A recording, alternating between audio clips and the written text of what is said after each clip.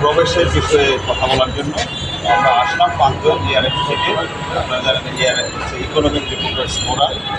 আমরা 5 জন আসছি। 5 জন এসে যে বাংলাদেশের spokes person mister Saiful Islam, ওনার সাথে মিটিং করেছে।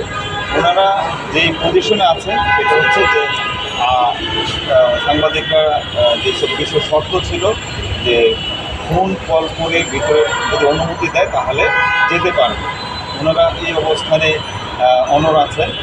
আমরা আমাদের দাবি করেছি যে আগের মতো অবস্থান যাতে ফিরে আসে, সাংবাদিকরা অবাধে প্রবেশ করতে পারবে এবং বিভিন্ন বিষয়ে তথ্য জানার জন্য তাদের সাথে আলাপ করতে পারবে। তো ওনারা এই শর্তে রাজি হয় নাই। এই জন্য আমরা মনে করি ERF থেকে যে ওনারা ওনাদের পজিশন থেকে কোনো চেঞ্জ হয় নাই, আমরাও চলে আসছি, কোনো সিদ্ধান্ত হয় নাই। আমরা ERF থেকে পরবর্তীতে সবার সাথে আলাপ আলোচনা করে, আপনারা জানেন যে আমাদের এখানে একটা কমিটি আছে, সবার সাথে আলাপ আলোচনা করে পরবর্তী সিদ্ধান্ত আমরা জানিয়ে দেব।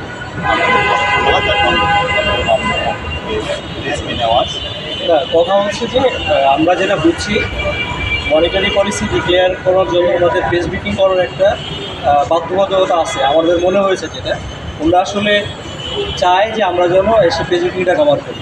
হ্যাঁ, ওনারা কথা একবার বলেই ফেলছেন সাইফুল সাহেব যে কোনো বড় ইভেন্ট হলে আমরা দাওয়াত দিব। তো আমরা বলছি না, আপনি আপনার প্রয়োজনে আমাদেরকে ডাকবেন, আর আমার যখন দরকার আমি আসতে পারবো না, এই সম্পর্কে আমরা বিশ্বাসী। আমরা পারস্পরিক, মানে আপনি আমার জন্য কমপ্লিমেন্টারি, আবার আমিও আপনার জন্য কমপ্লিমেন্টারি। এটা যদি মনে করেন তাহলে আমাদের ডাকবেন, আগে যেভাবে আসতাম সেভাবে আসবেন। আদারওয়াইজ আমরা আপনাদের এই শর্ত সাপেক্ষে প্রবাসী দিকে এটা আমরা মানি, এটা বলে আমরা আসি।